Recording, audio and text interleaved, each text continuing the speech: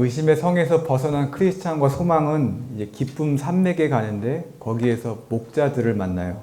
목자들의 이름은 지식, 경험, 경계, 성실입니다. 그들은 크리스찬에게 여러 장소들을 보여주는데 그 장소는 기억하지 않으셔도 돼요. 근데 그 장소보다 중요한 것은 보여준 이유입니다. 왜 보여줬는가? 여러 장소들을 보면서 이것들을 조심해라, 주의해라 라는 메시지를 주기 위해 보여준 거예요. 지금까지 먼 길을 잘 왔는데 여기에서 넘어지면 안 되니까 잘 기억했다가 살아남으라고 보여준 겁니다. 그리고 헤어지기 전에 두 가지를 조심해라 라고 이야기하는데요. 첫 번째, 아첨쟁이를 조심하라고 해요. 아까 그물에 걸리게 만들었던 아첨쟁이를 조심하라고 하고, 두 번째, 마법의 땅을 주의해라 라고 이야기합니다. 이제 크리스찬과 소망은 자만이란 동네에 가는데 거기에서 무지라는 사람을 만나게 돼요. 많은 사람들이 그러더라고요. 철로역정 읽고 제일 기억에 남는 사람이 누구냐라고 물었더니 무지래요. 왜 그러냐고 물었더니 무지가 나하고 비슷하다라는 거예요. 무지는 어떤 사람인가? 새 예루살렘으로 가는 사람이긴 한데 그 안에 못 들어가는 사람입니다. 왜냐하면 그는 좁은 문을 경험하지 못하고 크리스찬이 경험한 십자가의 은혜를 경험하지 못했기 때문이에요. 그래서 그는 구원에 대한 올바른 이해를 가지고 있지 않습니다. 그리고 당연히 예루살렘 앞에서 보여줄 두루마리가 없는 거예요. 하지만 무지는 당당합니다. 무식하면 용감하다는 말이 있죠. 왜 용감할까요? 자신이 무지하다는 것을 모르기 때문에 용감한 거예요. 소크라테스가 이런 말을 했습니다. 너 자신을 알라. 이게 무슨 의미인가요? 너의 무지를 알라는 거예요. 무지를 아는 사람이 지혜로운 사람이다 라고 이야기하는 겁니다. 하지만 무지는 자신을 몰랐습니다. 자기가 굉장히 똑똑하고 지혜로운 사람이라고 착각을 한 거예요. 그리고 자신이 구원받았다고 생각하는데 그 근거가 무엇인가? 지난 나의 삶입니다. 자기는 착하게 살았다는 거예요. 빌린 돈도 잘 갚고 기도도 열심히 하고 금식 기도도 했다는 겁니다. 11조도 하고 이웃을 돕는 성금을 잘 냈다라고 이야기해요. 그리고 하나님을 믿는다. 하지만 자신의 노력이나 선행이 구원을 받는데 중요하다라고 생각을 한 겁니다. 14장에 가면 크리스찬이 다시 무지를 만나거든요. 그는 자신이 선한 생각과 마음을 품고 있다고 말합니다. 그래서 그것들이 나에게 큰 도움이 됐고 여기까지 오는데 귀한 재료가 됐다라는 거예요. 무지 무식하고 무지 뻔뻔하죠. 그래서 그럴까요? 무지 답답합니다. 여기에서 크리스찬은 중요한 사실을 하나 말합니다. 우리의 생각이 선한지 선하지 않은지 구분할 수 있는 기준이 있다는 거예요. 그 기준이 무엇인가? 하나님의 말씀과 일치하는가? 일치하지 않는가입니다. 그러니까 내 생각이 하나님의 말씀과 맞으면 나는 선한 생각을 하는 거고 일치하지 않으면 내 생각은 악하고 틀렸다는 겁니다. 크리스찬은 왜 이렇게 말했을까요? 인간 중에는 의인이 없기 때문입니다. 여러분, 우리 자체가 선한 생각을 할 수 있는 것은 아닙니다. 말씀을 알고 있기 때문에 말씀을 비추어 보았을 때 우리는 선한 생각을 할 수 있다는 거예요.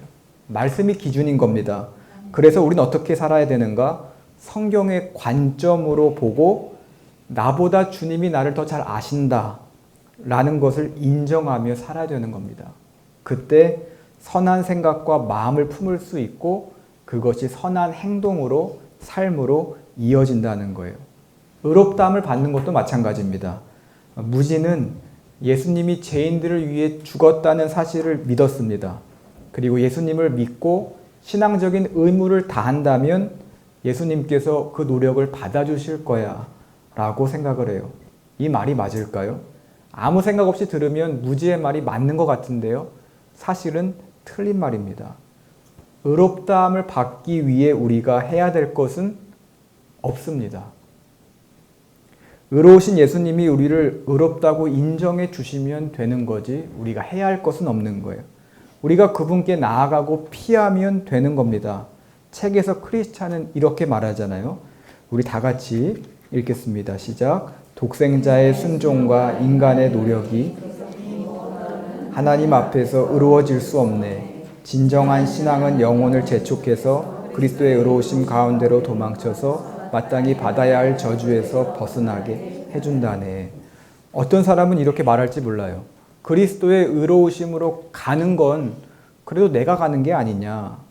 여기에 우리의 공로나 노력이 조금은 담겨져 있는 것이 아니냐. 아닙니다. 그리스도를 알게 해주신 것도 하나님이세요. 하나님이 알려주신 거예요. 은혜를 주셔서 이 모든 것이 가능하다는 겁니다. 우리가 잘나서 알게 된 게 아닙니다. 그리고 여러분 안다고 다 믿나요? 안다고 다 믿으면 안 믿을 사람은 없습니다. 우리 주변에 불신자가 얼마나 많아요. 믿음도 하나님이 주시는 겁니다. 믿을 수 있도록 하나님께서 지혜와 계시의 영을 우리에게 부어 주시는 거예요.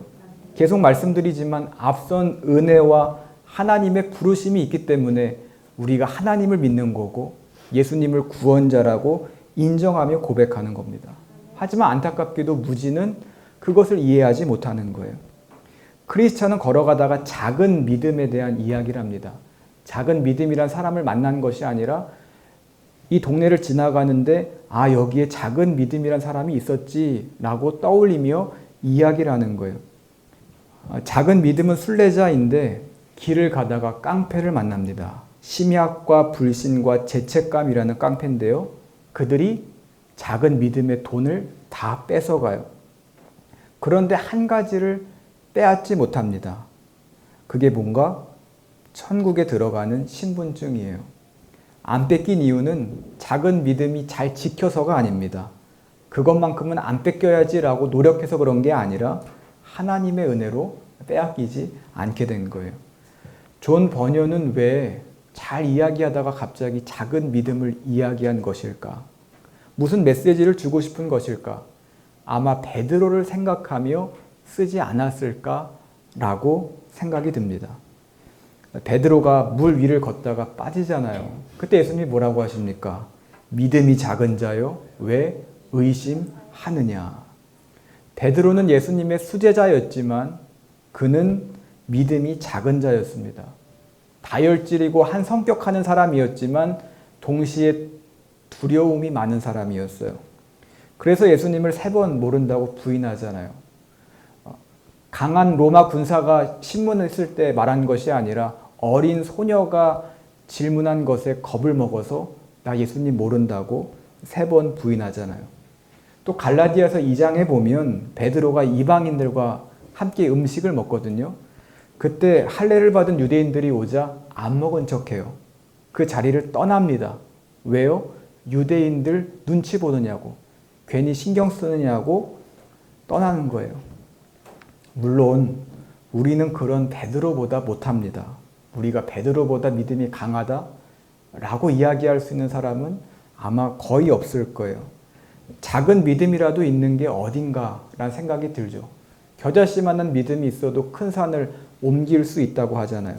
하지만 존 버년이 말하고 싶은 것은 이겁니다. 깊은 믿음을 가지라는 거예요. 믿음이 작을 수 있는데 작은 믿음처럼 당하지 말라는 거예요. 이런 상황들이 우리에게 올 수 있으니 이때 2가지를 기억하며 조심해라 라고 이야기하는 겁니다. 첫 번째가 무엇인가? 무장을 하고 길을 걸으라는 거예요. 특히 믿음의 방패를 가지고 공격을 막으라는 겁니다. 2번째, 주님께 늘 함께 해달라고 기도하라는 거예요. 모세가 이런 말 했잖아요. 하나님 없이 전진하느니 차라리 죽는 게 낫다 라고 이야기했잖아요. 또 다윗이 1000만인이 애워싸도 나는 두렵지 않다라고 이야기했어요. 왜요? 하나님이 나와 함께 하심을 믿기 때문에. 지금 이렇게 걸어가라는 겁니다. 물론 하나님과 동행한다고 고난이 없는 것은 아닙니다.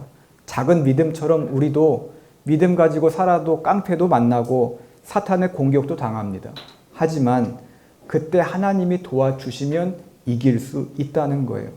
작은 믿음을 가지면 3명도 감당하지 못하지만 깊은 믿음을 가지면 천만인이 애워싸도 넉넉히 이길 수 있음을 우리에게 보여주는 겁니다. 하나님이 건져주시고 하나님이 승리하게 해주신다는 거예요. 살면서 어려운 일도 만나고 고난도 만나고 질병도 만나지만 깊은 믿음으로 승리할 수 있는 성도님들 되시기를 축복합니다. 크리스찬은 소망과 다시 여행을 하는데 길이 두 갈래길로 나뉜 거예요. 다시 영화의 장면으로 이제 나온 겁니다. 그래서 어디로 가야 하나 생각을 하는데 기준이 있잖아요. 곧고 바른 길로 가야겠다라고 생각을 했는데 둘 다 그런 거예요. 그래서 어떡하지? 난감해하고 있는데 어느 남자가 여기서 뭐 하냐고 묻는 겁니다.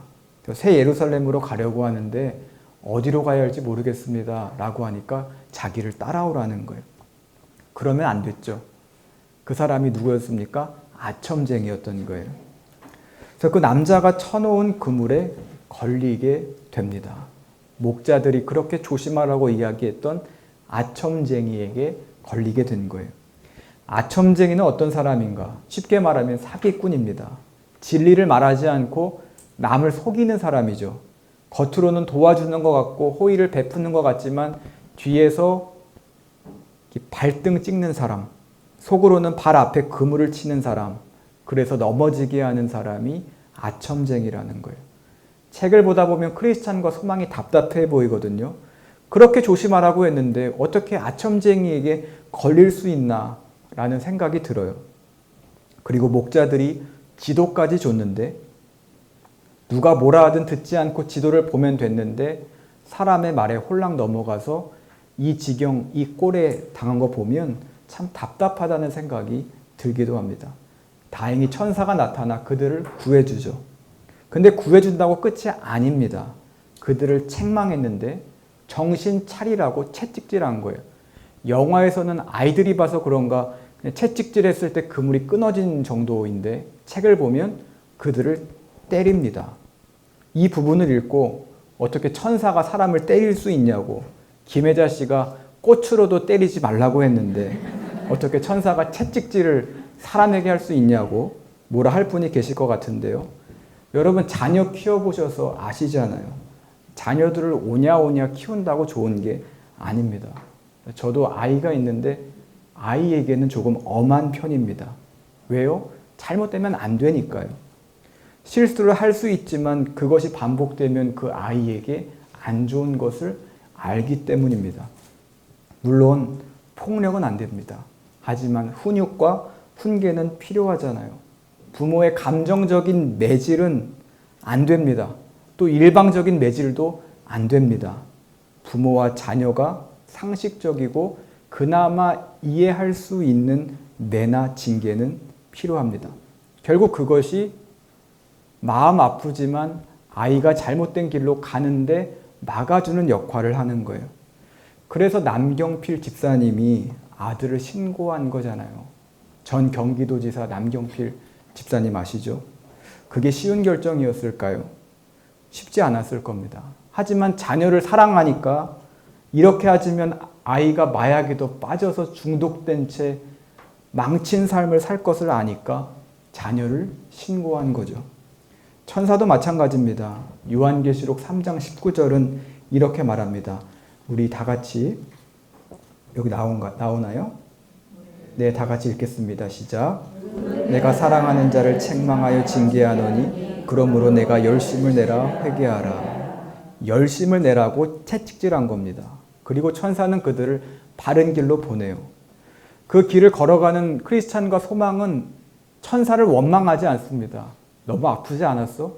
그래도 이건 너무한 거 아니야? 그렇게 불만하지 않아요. 책에 보면 뭐라고 하는가?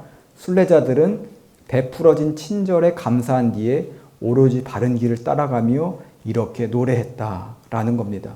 감사하면서 길을 가는 거예요. 근데 길을 가다가 한 사람을 더 만나게 되는데 그는 무신론자입니다. 영화에 스킵된 게 진짜 많죠. 무신론자를 만나는데 그는 크리스찬에게 어디로 가냐고 묻습니다. 새 예루살렘, 난 시온산으로 간다고 하니까 그는 비웃는 거예요. 왜 비웃는가? 그의 생각에 시온산은 없기 때문입니다. 그도 한때는 하나님을 믿었던 사람인데 20년 동안 시온산을 찾다가 못 찾은 거예요. 그래서 신은 없다. 이 결론을 내린 겁니다. 이 말을 들은 크리스찬은 살짝 의심합니다. 무신론자의 말이 맞나? 진짜 시온산이 없나? 라는 생각을 해요. 이때 소망이 크리스찬을 붙잡아 줍니다. 이 사람이 또 다른 아첨쟁이일 수 있어. 조심하자. 우리 지금까지 믿음으로 걸었잖아. 이 믿음 변치 말고 앞으로 나아가자. 그리고 너 천사한테 맞은 거 기억 안 했어?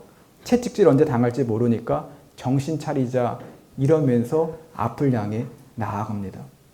그런데 가다 보니까 졸린 거예요. 몸이 나른해지더니 좀 자고 갈까? 라는 생각을 합니다. 이때 크리스찬은 안 된다고 이야기합니다.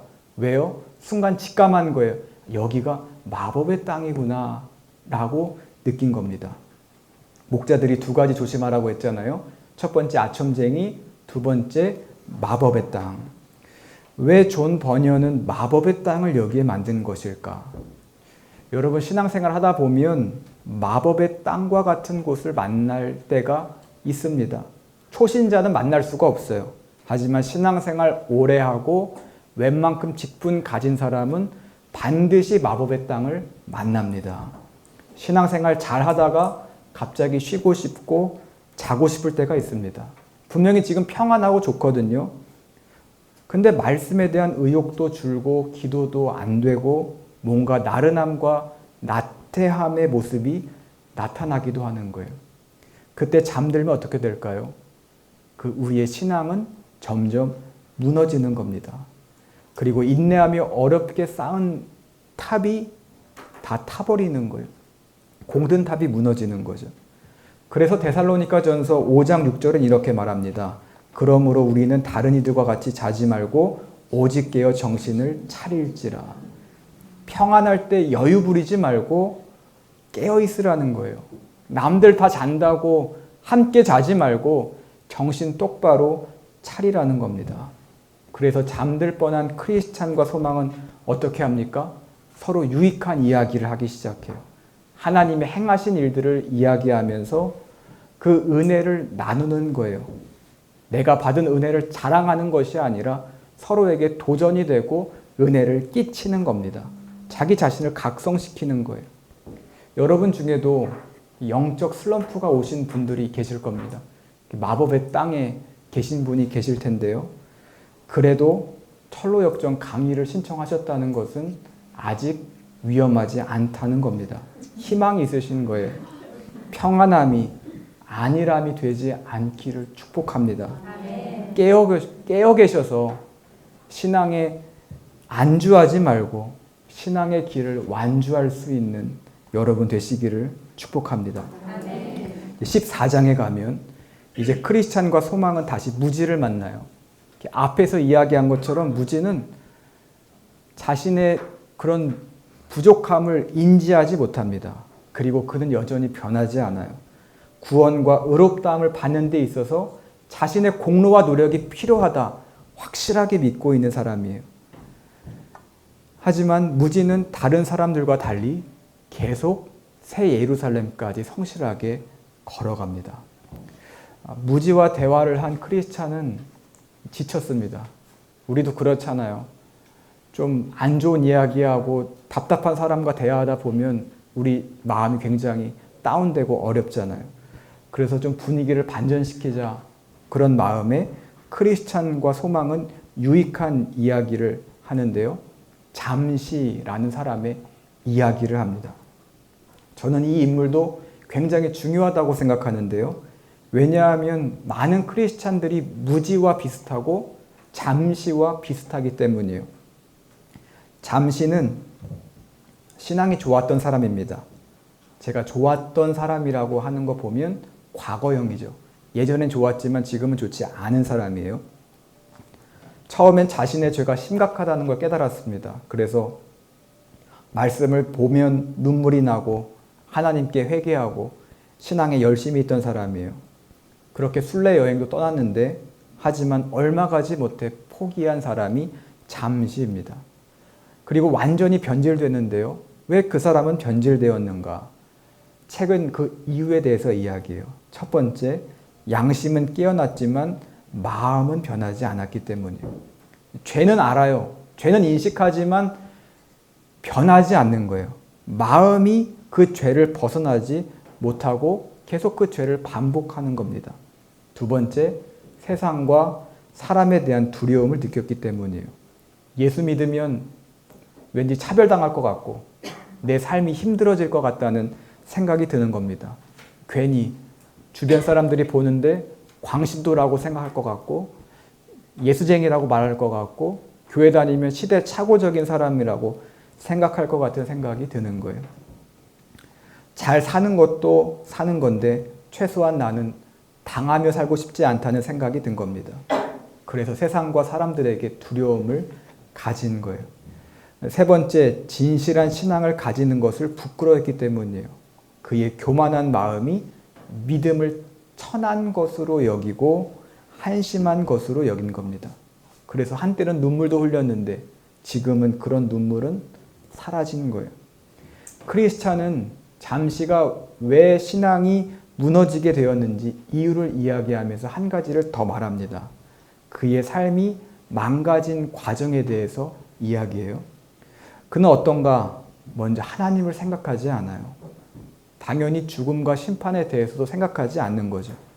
또 교회 생활, 예배 생활, 개인 경건 생활 등에 마음이 차가워집니다. 예배에 빠지는 건 물론이고 교제 안 하려고 해요. 셀 모임 안 하려고 해요. 예배 드리는 거, 주일 예배만 드리는 거에 만족하려고 하는 겁니다. 그리고 자기만 망가지면 되는데 그 사람들은 꼭 물귀신 작전을 쓰잖아요. 자신을 합리화하기 위해 다른 크리스찬들을 헐뜯는 거예요. 위선자라고. 이거 나도 해봤는데 나 나중에 깨닫게 될 거라고. 그러면서 같이 무너뜨리는 겁니다. 여기서 끝이 아니죠. 세상의 문화와 사람들과 가까이 합니다. 세상 속에서 일반 사람들과 똑같이 죄를 지며 살아가는 거예요. 그런데 예전에는 죄 지으면서도 최소한 양심도 있고 죄책감은 있었는데 이제는 없는 거예요. 마음이 돌같이 굳어져서 죄책감도 없고 대놓고 죄를 짓는 겁니다. 자신도 속인 채 죄 속에서 살아간다는 거예요. 여러분, 우리 안에 잠시와 같은 모습은 없나요? 부흥회나 수련회 다녀온 자녀를 보면 그런 생각 들지 않으세요? 부흥회나 수련회 다녀오면 은혜 받은 것 같아요. 변화된 것 같아요. 하나님을 두려워하고 처음에는 신앙생활도 열심히 합니다. 하지만 작심삼일 될 때가 많잖아요. 냄비 같아요. 확 끓었다가 확 식었다가. 근데 이게 처음에는 괜찮은 것 같은데 나중에는 내가 한심하다는 생각이 듭니다. 내가 뭐 하는 건가? 또 확 끓었다가 확 줄어들고.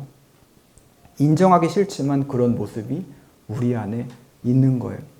그리고 그럴 수밖에 없는 이유를 이야기하며 합리화를 하죠. 잠시 하나님을 잘 믿었던 겁니다. 잠시 깨달았던 거예요. 하지만 다시 우리는 무너지고 잠드는 겁니다. 철로역정 시간도 그런 것 같아요. 여러분, 이 책이 우리의 신앙을 돌아보게 하잖아요.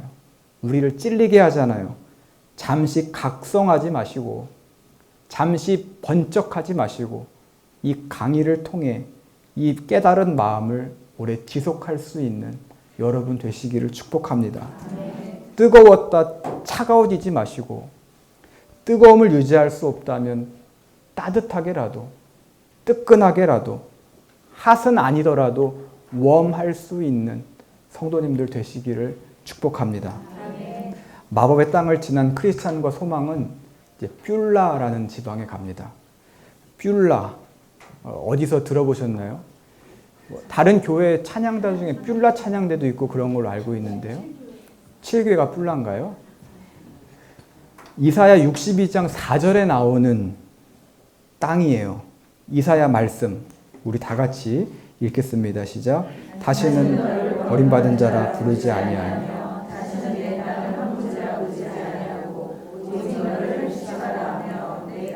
뷸라라 하리니 이는 여호와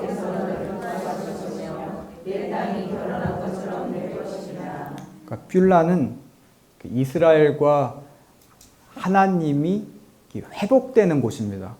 관계가 살아나고 회복되는 공간이 뷸라예요. 축복과 풍요, 기쁨과 평화가 있는 곳이 뷸라입니다. 그러니까 크리스찬과 소망이 지금까지 걸어온 길은 굉장히 험한 길이잖아요. 그런데 이곳은 오랜만에 평화를 누릴 수 있는 곳이라는 거예요. 하나님의 은혜를 경험할 수 있는 공간이라는 겁니다. 크리스찬과 소망은 거기에서 사람을 만나는데요. 그 사람에게 우리 같이 가자고 이야기합니다. 근데 그 사람은 희망적인 이야기를 하는데 이제 두 군데만 지나면 새 예루살렘에 갈 수 있다는 희망적인 이야기를 합니다. 근데 여기에서 중요한 이야기를 한마디 더 하는데요. 뭐라고 하는가? 우리 같이 읽겠습니다. 시작. 같이는 가는데 거룩한 성에는 각자 자신의 믿음을 가지고 혼자 들어가야 합니다. 여러분, 천국은 누구 덕분에 들어갈 수 있는 곳이 아닙니다. 그러니까 누구 도움으로 신앙을 갖게 되고 신앙이 성장할 수 있는데 누구 때문에 갈 수 있는 곳은 아니라는 거예요. 천국은 내 믿음 가지고 들어가는 겁니다.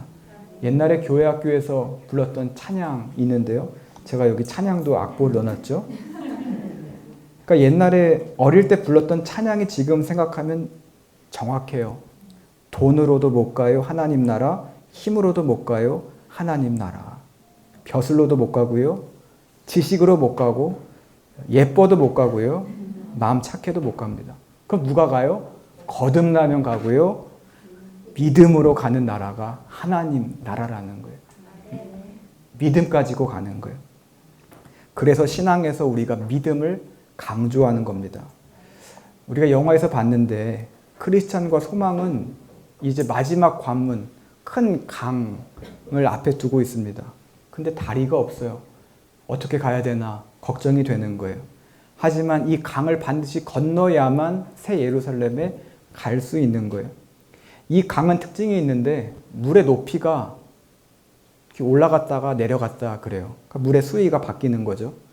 비가 와서 높아지고 비가 안 와서 낮아지는 게 아니라 하나님을 믿는 신앙의 깊이가 깊으면 낮아지고 없으면 올라간다는 거예요. 크리스찬과 소망은 용기를 내어 강에 발을 내딛었습니다. 근데 생각보다 물이 깊은 거예요. 그래서 크리스찬은 헤맵니다.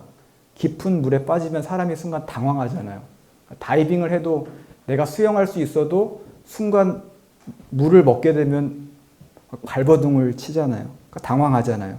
패닉 상태가 오고 어떤 사람은 기절까지 하잖아요. 크리스찬이 그런 상황까지 온 겁니다.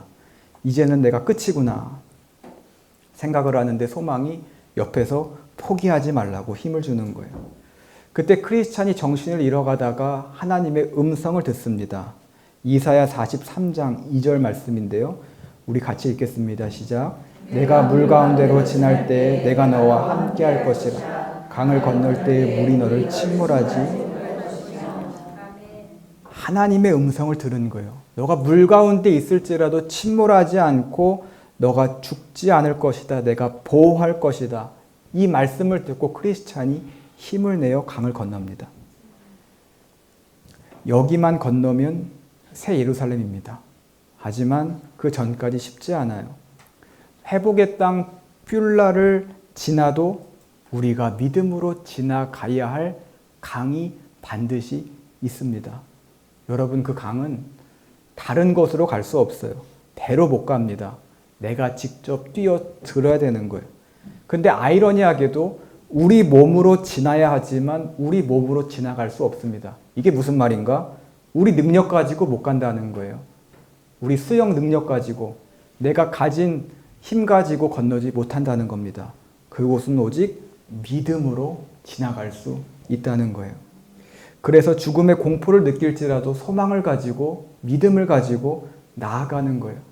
그때 하나님께서 우리에게 말씀하시고 이겨낼 힘을 주시는 줄로 믿습니다. 그래서 우리에게 필요한 건 뭐라고요? 상황에 꺾이지 않는 믿음이라는 겁니다. 스포츠도 담임 목사님이 그런 얘기 했잖아요. 주일에 시작 5분과 끝 5분이 중요하다고요. 이게 왜 중요합니까? 긴장을 늦추지 않아야 승리할 수 있는 거예요. 마지막 5분 정신 못 차리고 해이해지면 꼴 먹는 겁니다. 믿음도 그렇습니다. 새 예루살렘 거의 다 왔습니다. 하지만 긴장 늦추고 믿음 잃으면 우리는 죽을 수밖에 없다는 거예요. 하나님은 믿음을 잃지 않는 크리스찬과 소망을 보셨습니다. 그리고 그들에게 천사를 내려 보내주셔서 그들을 함께 걷게 하시는 거예요. 크리스찬과 소망은 그 와중에 천사에게 묻습니다. 거룩한 땅에 들어가려면 무엇을 해야 합니까? 여러분, 뭘 해야 될까요? 천사가 뭐라고 할까요? 우리 다 같이 그동안 시작하는 문장 읽겠습니다. 시작. 그동안 수고한 데 대해 위로를 받고 슬픔 대신 기쁨으로 누립니다. 기도와 눈물, 고통의 열매를 거두게 될 것입니다. 무엇을 해야 하냐고 묻는데 대답하지 않아요. 이게 뭘 의미할까요? 뭐 할 거 없다는 거예요. 거룩한 땅은 열매를 맺는 곳이고 위로받는 곳이고 기쁨을 즐기는 곳이지 무언가를 해야 한다는 게 아닙니다. 무엇을 해야 할 행동이나 의무가 있는 곳이 아니라는 거예요. 크리스찬과 소망은 이제 환영 속에서 새 예루살렘으로 들어가게 됩니다. 그리고 몸에 있던 증명서를 이제 보여줘요.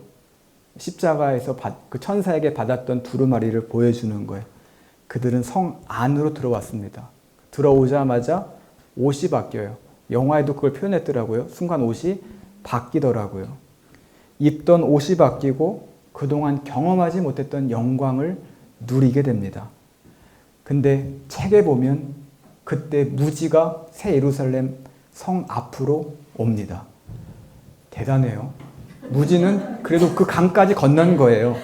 하지만 성 안에는 들어오지 못해요. 왜요? 그에게는 그 증명서 두루마리가 없기 때문입니다. 그래서 갑자기 천사가 그를 결박해요. 그리고 들어서 지옥으로 던져버립니다. 마태복음 22장 말씀이 생각이 나는데요. 천국 혼인잔치에 예복을 입지 않은 사람이 들어왔다가 쫓겨나잖아요. 성경을 모르시나요? 혼인잔치에 오는 게 중요한 게 아닌 거예요. 올 때 예복을 갖추고 입어야 되는 거예요. 내가 들어갈 자격이 있는가? 이게 중요하다는 겁니다. 준비되어 있지 않고 자격 없는 사람은 쫓겨날 수밖에 없다는 거예요. 그래서 우리는 신앙생활을 오래 했는가? 직분이 무엇인가? 이것보다는 내가 예수님을 구원자로 믿는가? 내가 십자가 은혜를 정말 믿으면서 살아가는가? 내가 거듭났는가? 중생했는가? 여기에 집중해야 된다는 거예요. 칭의를 받고 중생한 다음에 성화, 영화로 가야지. 칭의와 중생은 없고 성화, 거룩한 삶만 산다고 되는 게 아니라는 겁니다. 무지처럼 끝에 가서 비극적인 결말을 맺을 수도 있다는 거예요. 저는 여러분들이 칭의, 중생을 경험한 이후에 성화의 삶, 영화를 경험할 수 있는 성도님들이 되시기를 축복합니다. 이렇게 1권의 책이 끝나게 됩니다. 이 문장으로 끝나요. 순간 퍼뜩 잠에서 깼다. 모두가 한바탕 꿈이었다. 이 문장을 보고 누군가는 허무하다. 이게 뭔가? 라고 이야기할 수 있는데요. 하지만 아닙니다.